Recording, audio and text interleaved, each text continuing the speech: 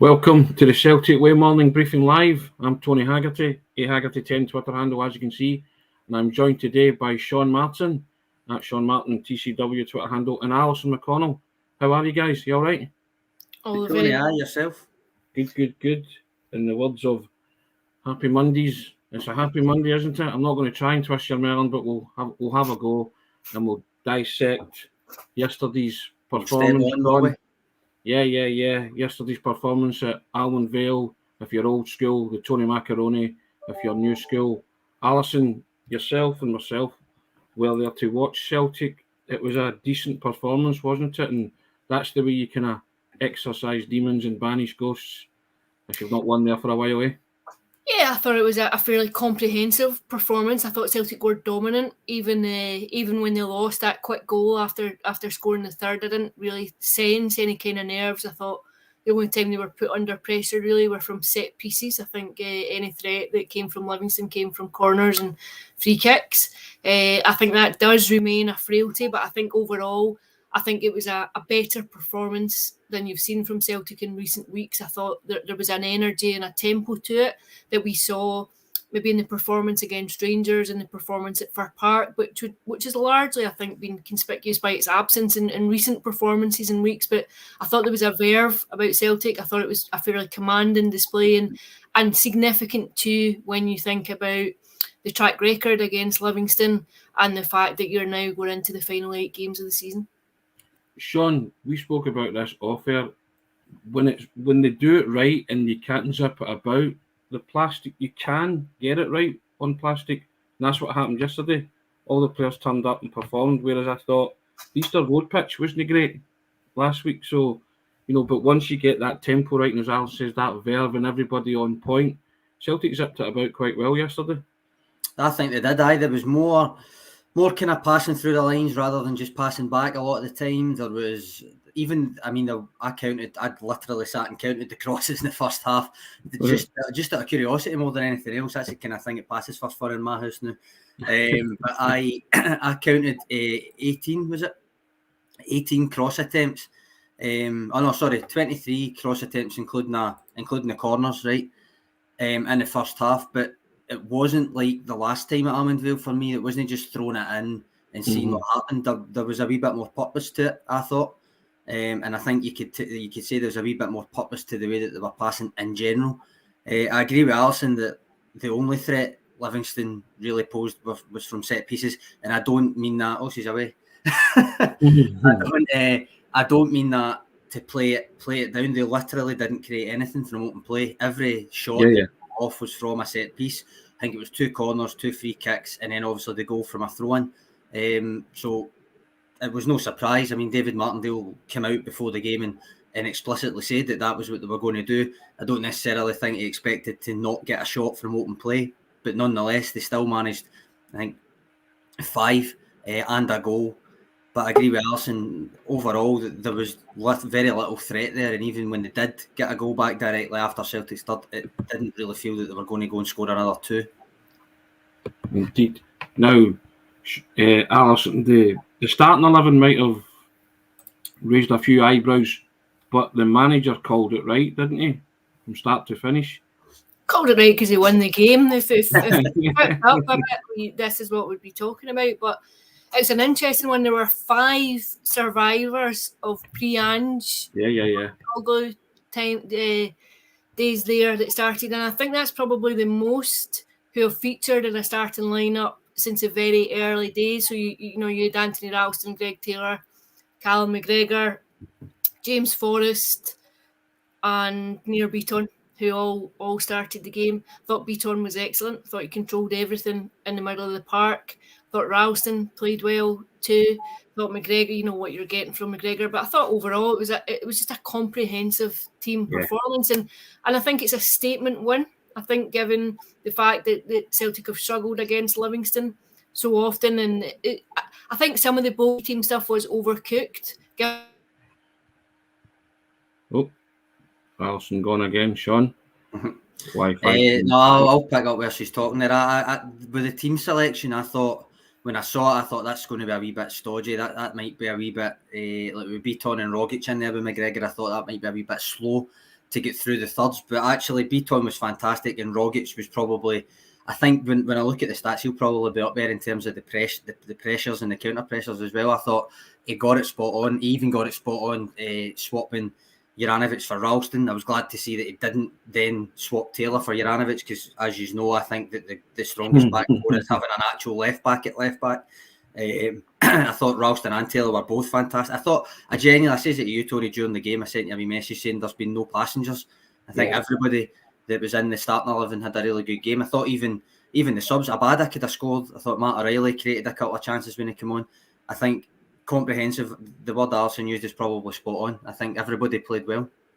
Carlos Carroll comes in and says, controlled the game from kick-off. Anne's got the team selection spot on, only 8 more games to go. David Bradley staff, it looks like settling down now. I liked his performance yesterday. You touched on it yesterday, Alison, and I jokingly put in my player ratings near Beaton and was strolling about like near Beckenbauer. He really did have a classic game. He was terrific yesterday. He stood up to be counted, and he was put in, and he justified the manager's selection of him by putting him on the team.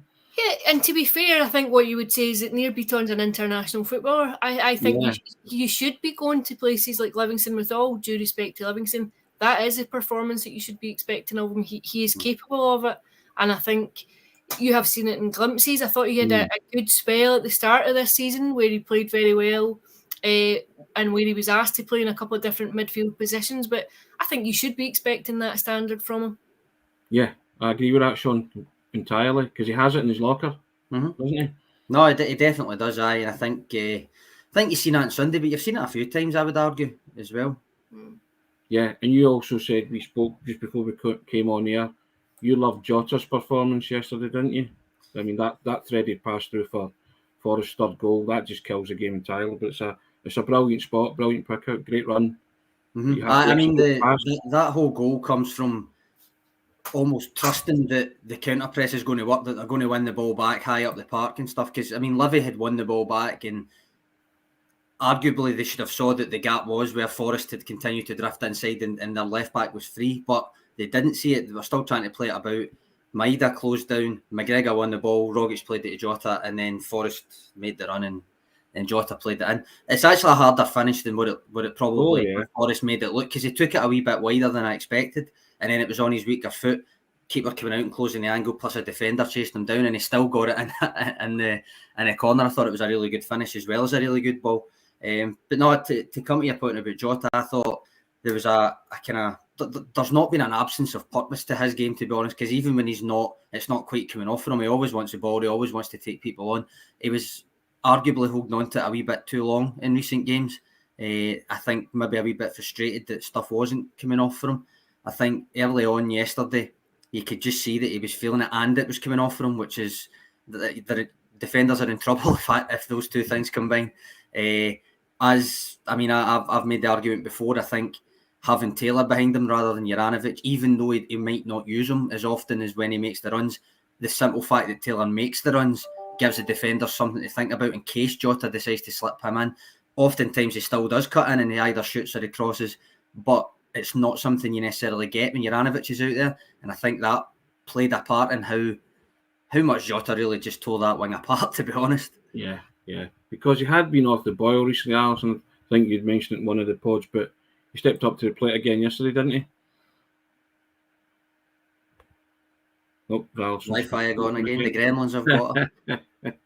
Yeah. What did you think of that, David Bradley? I mean, I can't really argue. I said the other day that despite me going to bat for Forrest for months, they're saying no, he'll still be the first choice. I think Abada's the first choice now. So I can't really sit and agree with this yet after one good performance, despite the fact that on the website today I've once again gone to bat for James Forrest. But what do you think, Tony? Well, I think the two of them, it's two good players to have. It's the manager's headache now, but I think they can play a significant part in the title race with 8 to go. You know, and you are, as you say, you're bringing in like for like now if Forrest turns up like that, aren't you? The two of them are just... That's the thing, I mean... They're playing pass to pass with that starters jersey, but you know now if you can get Abada's hit a purple patch and Forrest is back with that performance, or he looks as if he's back, so it augurs well for the last 8 games of the season. Dare I say it's all about depth, Tony? It's all about depth. But, I mean, I agree with David. I think Forrest could still have a big role to play in this running. Whether I've made the point in my piece, whether you make the argument that he's not able to produce that type of performance 3 times a week, every week, that's probably got some credence to it. But it's almost neither here nor there if you've got other options there, and you're not actually relying on him to do it 3 times a week. So can he have a big say in this title race? I think he can. Alison, he's got the added caveat that he's chasing 100 goals for Celtic. He'd probably love to do it this season in a title-winning team. Talking about James Forrest, and he kind of touched on that yesterday. And he'd be joining a kind of elite band of players who scored 100 goals for Celtic. Alison's screen frozen again. There you go, Sean. We'll want to take the baton up on that. He was talking about joining the 100 club. Well, he did. To be fair, say that it was not something he was wanting to say. Oh, I'm going to go and score another 4 goals because he's on 96 just now. But ultimately, he knows himself, and he's a successful enough player that it will be in his sights, and arguably he will be wanting it before the end of the season. Which is talking about 100 goals for James Forrest there, Alison, when he spoke about it yesterday, and we kind of asked him, was it a goal for the season? And he was kind of, I don't know, but he has got it in his mind. He's thinking about it now, isn't he? Oh, wow. These getting ones. Just, yeah, absolute nightmare. Sorry about that. Comments here, David Gillespie, just agreeing with what we were saying about the day. Both of them there. David Bradley again.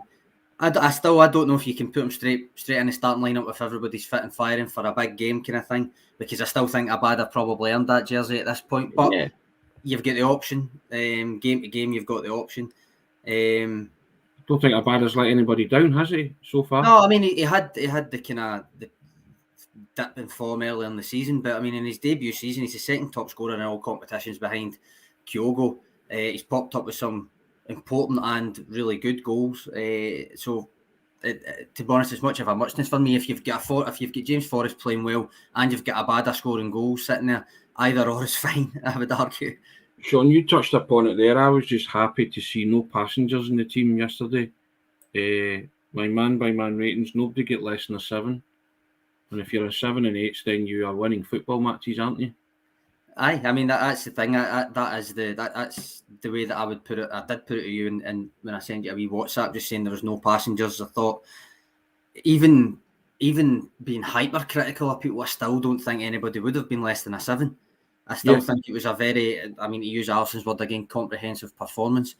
Speaking of Alison and Mark getting away, a bad night for that. No, I agree. I agree with you. I think it was all 7s and 8s. I don't necessarily think there was a 9. I wouldn't go that far. I know you didn't give anybody a 9, but I don't think I'd went that far. I think 7s and 8s was the order of the day, and the fact that everybody got it is probably the best thing about it. Of course. Okay, we'll try Alison again. Hello, Alison. How are you? Apologies, I'm stressed. My Wi-Fi stressing me out. Apologies. I can imagine. We spoke about James Forrest, the 100 Club. We've spoken about every player yesterday. It was a mixture of 7 and 8s, Alison. And when you've got that consistency in team performance, as you said, it was very competent. You're winning football matches, aren't you? Yeah, I think so. And I think that's maybe been one of the criticisms of recent weeks, that there's been a number of key players who have all dipped in performance levels. And what you saw yesterday was them coming to the fore again. And I think that will be vital for the running. I think you've heard Ange Postecoglou speak before about saying he tries to time his training and time his team so that they peak for the finale to the campaign. And that's what you would like to think, that Celtic are going in that direction. That's certainly what he'll be aiming for, is that you have key players all performing simultaneously. I mean, Sean, the nuts and bolts are Celtic are 6 wins away from winning the title if they can beat Rangers at Ibrox. You wouldn't have given them a price on that in June. It just seemed too far-fetched, didn't it? Aye, it's I mean that is exactly the point. The progress that he's made, even with and he kind of pointed it. Well, it was actually Greg Taylor in his press conference before it, at the end of before the game at the weekend, mentioned when he was asked about a dip in form that it's not so much the form, because the results have been there. That's nearly 30 games unbeaten, and it was just more that were trying their hardest, not necessarily getting the kind of breaks as they expected to get it, but they were still playing their football and they were still getting the results at the end of the day. A 0-0 draw with Hibs didn't really change that. Taylor was adamant about that. Ange himself has pointed out the progress that they've made. He's obviously one to say that he's never happy because it's always the next it's always the next benchmark to reach and stuff. But I'd agree with you, Tony. I think there's plenty you can point to, not just results but performances, that tells you the way that they've come since that Michelin game at the start of the season. Even near Beaton to take it in a microcosm of that game, having to play him centre back, another moment of madness. His redemption this season has it's almost been overlooked because of the other threads that's went on and the progress that they've all made under Ange Postecoglou, and it's to his credit. Alison, speaking of things going Celtic's way, they got a couple of decisions yesterday, didn't they? The handball for the penalty, contestable, and the corner that resulted in the opening goal. A lot of people pointing out the fact that neither should have been awarded. What was your thoughts on them? Yeah, I would agree. I certainly didn't think it was a corner. I thought it was a by kick that led to the goal. I think it's fairly unambiguous. I thought there was a second call for a penalty that might have been a more genuine shout than the one that was actually given in the first half. But I think overall, I think David Martindale said it in his post-match. No decisions didn't go for him, but it's not really why Livingston lost the game, and it's not really why Celtic won the game. I think Celtic were stronger all over the pitch. I think it was a dominant performance. I think you sensed that they could have scored more goals if they had to. But yeah, I would agree. I didn't think either were the right calls. I actually thought David Martindale spoke very well after the game yesterday, Alison, because he wasn't making a big deal about those calls because he said Celtic would probably beat them, but he just says when you play Celtic or Rangers, you need those calls to go for you rather than against you. But he said that they didn't cost them the game. I thought he was fair. I thought his reflections were fair. I thought you could understand why he would be irked at calls going against them at key points. I think, if Celtic have 2 calls that go against them in a game like that, we would still be talking about it at this time next week. Let's be honest about it. But I thought his reflection was very accurate. Irritated at poor calls. However, I recognise that we were up against a better and stronger team yesterday, and I thought he was also quite... These gremlins. One of those days for Alison, isn't it? This game. But you would have read and seen David Martindale's comment, Sean. You agree with what Alison was alluding to there, yeah? I mean, he's only going to be frustrated, isn't he? I mean, it wasn't a corner. It was. I mean, you could debate the penalty one because IFAB took out that rule about falling, a falling handball, that kind of thing. It was up to the referee's interpretation, that one. But he is also correct and quite fair, as you say, Tony, to be saying that it wasn't necessarily what cost them the game because Celtic were... Well, he did say that Celtic were better and nobody's really going to beat them in that form. So, no, fair play to him. And Alison touched upon a point there as well about Ange. He said it before when he was managing in Australia that he always got his teams to peak for a grand final. As such, and that seemed a performance where they seemed to get their mojo back a wee bit. There was a lot of energy and verve, as Alison, you said, and if that's the case, then they are peaking at the right time with 8 to go. Well, there was a return of the tempo for sure. I think what you've seen in recent weeks is players looking leggy. I think performances have been quite lethargic. I thought there was a difference in tone yesterday, and I think now what ought to strengthen Celtic's hand is you have a free midweek for the first time in a couple of months. There's a free midweek. There's an opportunity to catch your breath, to maybe work on a couple of things, and then it slows again before there's a fairly intense period. So I think that ought to help, not just Celtic, but I think it probably helps a number of teams just to give you an opportunity to rest up anyone who's playing through niggling injuries and problems, and then just hit the ground and be prepared for a fairly intense 6 weeks. He also mentioned, Sean, Ange mentioned in his after-match comments that the training tempo's been really high, and he's going to use this weekend of break to get more work into the players. I mean, they ain't resting. They don't stop, do they? That's very true. No, that's part of his philosophy, is that you train the way you want to play, and it gets you ready for the game scenarios and all that. And he's mentioned that a few times, but what he's mentioned more recently is the amount of players, the number of players that he's got back fit, which means the training's only going to include more high-quality players and therefore be of a higher standard in general. So I think that's what he means as much as anything else. And I mean, it can only benefit them. There's only 8 games left, and he'll be wanting that, as you say, he'll be wanting to push it as if there's a grand final at the end of it. Obviously, he'll be hoping that grand final's just lifting a trophy at Parkhead, but it's as simple as that he takes it game by game, but he's not daft. He knows that it's a 38-game season, and he aims for the peak to be towards the end of that when it's the business end, so to speak.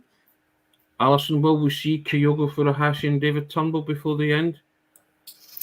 I think at the minute, I think David Turnbull's probably slightly ahead of Kyogo. It's hard to say purely because we don't really have a strong hand in terms of the information that we have. I think we've spoke about this before, that Ange Postecoglou is quite coy about just offering an indication of where players are. I think you would certainly hope so, and I think he would give Celtic an enormous lift if he was to come back in before the end of the season. I think he's I think he's an enthusiastic figure. Before you mentioned the quality that he brings, I think he brings an energy to Celtic. I think he lifts them. I think it would be a tremendous lift if he was fit and available to come back in. And I suspect that if he was really needed, that there might be a push to get him back in as quickly as possible, because you saw that in the League Cup final where there was a real clamour just to get him into the starting 11. Sean, would you be inclined to just let nature take its course and not rush him back? I think he probably will take that route. It's still very close at the top, you've got to remember, so that could change it all. It all depends on that. I think, as you've seen, that's what I mean. Seen before that both Kyogo and Ange, but Kyogo will also want to come back, but Ange will play him if he says he's fit, that kind of thing. It depends on the game, depends on the context. But I think all things being equal, that he will let it run its course and he will only put him back in the team when he's actually ready to be in the team. Brilliant. And on that note, we shall end the broadcast. Alison, thanks for your contribution. I know you had Wi-Fi nightmares, but you kept coming back in. You persevered, I think we would say. Alison McConnell, man-by-man ratings, persevered and got there in the end. 8. Sean, you're always a steady 8. You're a Calmac, so it's all good. You know what I mean? So we'll go with that. Thanks a lot, Alison. Cheers. Appreciate it. All right. Take care. John, you Cheers, too. Tony. Thanks for the comments, guys. Always appreciate them. Go and enjoy your happy Monday.